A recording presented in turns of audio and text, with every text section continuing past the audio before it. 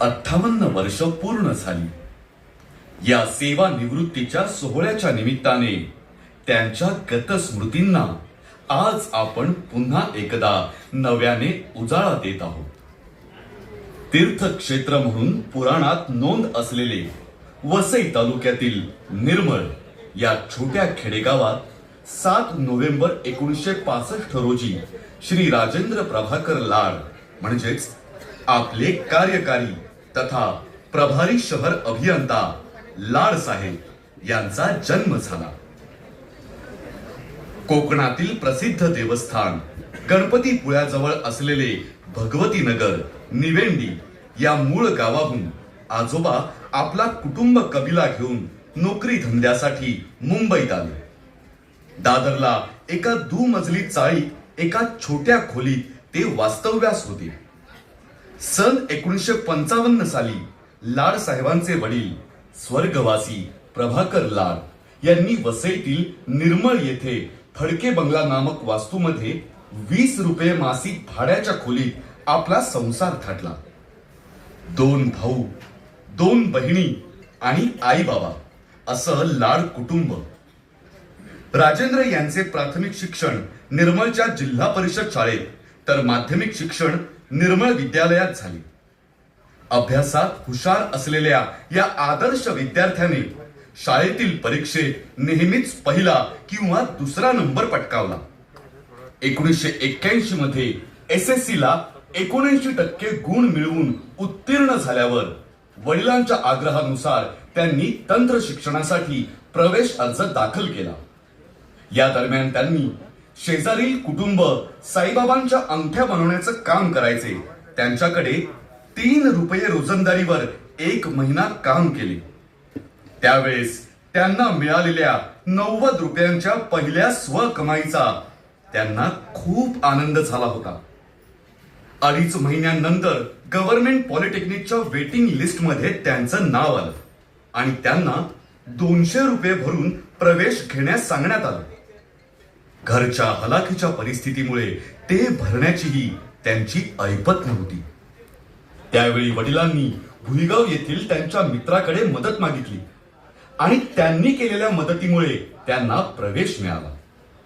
1984 साली पदविका मिळाली आणि परिस्थितीमुळे पुढील शिक्षण थांबलं। मग त्यानंतर त्यांच्या वडिलांच्या ओळखीने बोरिवलीला एका बिल्डरकडे त्यांना मासिक 1000 रुपये वेतनावर नोकरी मिळाली।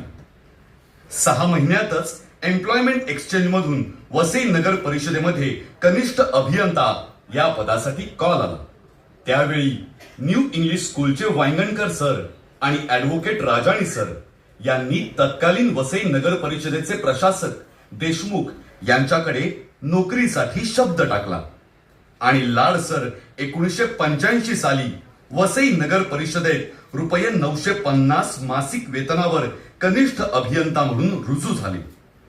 पुढच्या 5 महिन्यातच निवडणुका झाल्या।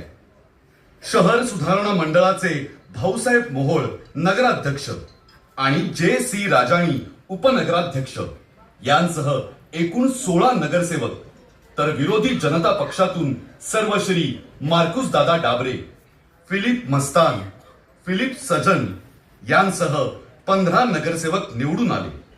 या सर्व सिनियर प्रबुद्धींच्या बरोबर हा 21 वर्षांचा तरुण त्याच्या नोकरीची पहिली 5 वर्ष काढणार होता।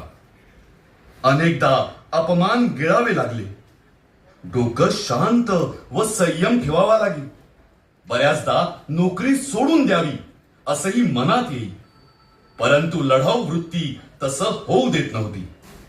पण खरं तर या 5 वर्षातच त्यांना या नोकरीत कसं टिकून राहावं याचे धडे मिळाले।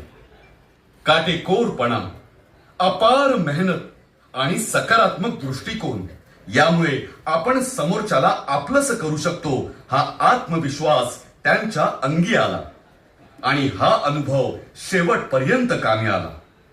सन 1985 पासून आजपर्यंत एकूण 38 वर्षांच्या सेवा कार्यात 7 नगराध्यक्ष, 5 महापौर, 6 आयुक्त, 10 मुख्याधिकारी यांसह काम करण्याची संधी मिळाली। त्यांच्याबरोबर आजही आदराचे, मैत्रीचे, स्नेहाचे संबंध आहेत. 5 मे 1993 रोजी त्यांच्या सुविद्य पत्नी अर्चना त्यांच्या आयुष्यात आल्या. MA BEd अशा उच्च विद्याविभूषित असलेल्या पत्नीने आदर्श गृहिणी म्हणून त्यांचा संसार नीटनेटका ठेवला आणि त्यांची मुलगी सायली हिने VJTI मधून MTech तर मुलगा यश याने BE MBA फायनान्स हे शिक्षण घेतले. त्यांच्या कार्यकाळातील प्रत्येक चांगल्या वाईट प्रसंगात त्यांची पत्नी आणि कुटुंब खंबीरपणे पाठीशी उभं राहून त्यांना धैर्य देत असत. 1988 पासून वसई नगर परिषद ते वसई विरार शहर महानगरपालिकेत पूर्वीच्या वसई विकास मंडळ आणि नंतरच्या बहुजन विकास आघाडीची एक हाती सत्ता राहिली असल्याने महापौरांच्या मार्गदर्शनाखाली निवडून आलेल्या लोकप्रतिनिधींसोबत काम करताना वसईच्या सर्वांगीण विकासात सहभागी होता आलं. सत्ताधाऱ्यांनी योजलेल्या धोरणांची अंमलबजावणी करणे, प्रसंगी विरोधकांशी चर्चेद्वारे मार्ग काढून त्यांना समजावून सांगणे अशी अनेक कामे सामंजस्याने कुणालाही न दुखावता करण्याचा प्रयत्न त्यांनी केला आहे. त्यांनी आपलं काम प्रामाणिकपणे केलं आणि त्यांना त्यांच्या योग्यतेनुसार आणि नियमानुसार प्रमोशन मिळत गेलं. 1985 ते 1990 कनिष्ठ अभियंता, 1990 ते 2013 उप अभियंता, 2013 ते 2021 कार्यकारी अभियंता आणि 2021 ते 2023 प्रभारी शहर अभियंता अशी पदं त्यांनी भूषवली. अनेक गरजूंना, संस्थांना, देवस्थानांना इतरही अनेक प्रकारे मदत केली आहे. परंतु एका हाताने केलेली मदत दुसऱ्या हाताला कळता कामा नये किंवा त्याचा कोणताही बडेजाव मिरवायचा नाही हे तत्व बाळगल्याने याची कुठेही वाच्यता केली नाही. गाठीशी असलेलं पुण्य हे कामी येतेच. वसई विरार शहर महानगरपालिकेची स्थापना झाल्यावर 2010 मध्ये विरार येथील मुख्यालयात त्यांची बदली झाली. इतकी वर्षे वसई कार्यालयात काम केल्याने त्यांना वसई सोडून जावंसं वाटत नव्हतं. म्हणून त्यांनी तत्कालीन स्थायी समिती सभापती जितूबाई शहा यांना फोन करून बदली थांबवण्याची विनंती केली. त्यावेळेस जितूबाईंनी त्यांना समजावलं, वसईला राहशील तर प्रभागापुरते काम करशील. तू हुशार आहेस, तुझ्याकडे अनुभवही आहे. मुख्यालयात येशील तर संपूर्ण वसई तालुक्यासाठी मोठी कामं करण्याची संधी मिळेल. घाबरू नकोस, आम्ही आहोत तुझ्या बरोबर. त्यांच्या या सल्ल्याने धीर आला. त्यामुळेच ते या उच्च पदापर्यंत जाऊ शकले. लाड सरांनी आपल्या कार्यकाळात सत्ताधाऱ्यांच्या मागणीनुसार अनेक योजना वसई विरारकरांसाठी राबवल्या आहेत. यामध्ये वसई नगर परिषदेची प्रशासकीय इमारत, यशवंत नगर येथे मुख्यालय आणि प्रभागातील प्रशासकीय इमारती बांधणे, वसई बस डेपो ते तहसीलदार कार्यालय, 60 फुटी रस्ता, हुतात्मा स्मारक पापडी ते चणेबोरी नाका मार्ग, म्हाडा विरार ते नालासोपारा पश्चिम मार्ग हे सर्व नवीन रस्ते उभारणे, विरार फुलपाडा, नवघर आणि तामतलाव येथे ऑलिम्पिक आणि मिनी ऑलिम्पिक दर्जाचे तरण तलाव बांधणे, तामतलाव, नानभाट, चक्रेश्वर, बोळींज इत्यादी तलावांचं सुशोभीकरण, जॉगिंग पार्क, त्याचबरोबर नागरिकांना खुल्या व्यायामशाळेची निर्मिती इत्यादी. या 38 वर्षांच्या यशस्वी कार्यकाळासाठी ते नेहमीच देवाचे मनापासून आभार मानतात.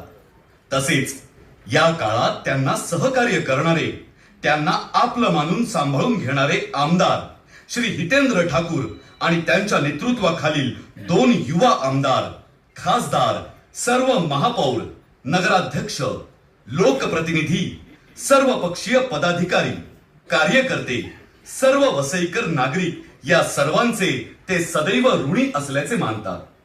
शेवटी ज्या समाजाने त्यांना आपलं मानलं त्या समाजाचं देणं पुढील निवृत्त काळात निस्वार्थीपणे आणि प्रामाणिकपणे फेडण्यासाठी कायम प्रयत्नशील राहण्याचे त्यांनी निश्चित केले आहे. या कार्यात त्यांना यश आणि समाधान मिळो हीच ईश्वर चरणी प्रार्थना. धन्यवाद.